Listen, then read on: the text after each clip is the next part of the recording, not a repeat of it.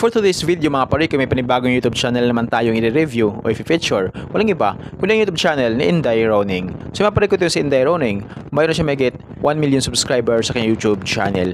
Ginawa kanyang YouTube channel noong June 21, 2019. At mayroon siya total video views na maabot sa 102,733,960. Dito sa video ito mga pare ko ay ating alamin kung magkano na nga ba ang kanyang estimated YouTube sahod. Disclaimer, lahat na makikita niyong amount dito o mababanggit ko amount dito ay pawang estimated po lamang gamit ang Social Blade. Ang Social Blade ay isang public website na kahit sino ay pwedeng tumingin dito at maaari niyo rin makita ang lahat ng mga estimated YouTube sahod ng mga vloggers or content creator. At layunin naman ang video to na makapagbigay ng inspirasyon sa mga tao makapanood nito, lalong-lalo na sa mga small YouTuber. So yun mga pare ko, yan yung pang hinihintay natin, samahan nyo kung i-review natin ang status ng YouTube channel ni Inday Roning.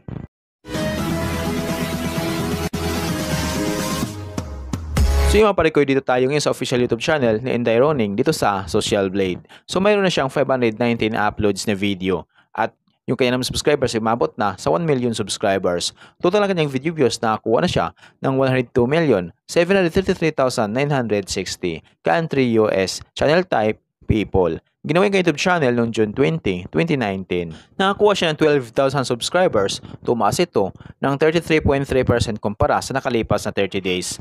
At dito naman sa kanyang video views nakakuha siya may 1.9 million, tumaas ito ng 55.6% kumpara sa nakalipas na 30 days. So yun mga pare ko, dito tayo ngayon sa YouTube stats summary ni Inday Roning simula nung October 21 hanggang November 3, 2024. Dito natin makikita yung mga nadagdagang subscribers, video views, at yung kanyang estimated earnings. Yung titingnan natin dito mga parikoy ay yung kanyang daily average. So sa kanyang daily average, meron siyang $16 at yung highest naman ay umabot sa $256. I-convert natin sa piso. Simula natin pag-convert sa lowest na meron siyang $16 i-times natin sa 58 ay meron siyang 928 pesos na posibleng kitain sa loob ng isang araw. At kung umabot naman yung highest, umabot sa $256 i-times natin sa 58 ay meron siyang 14,848 pesos na posibleng kitain sa loob ng isang araw.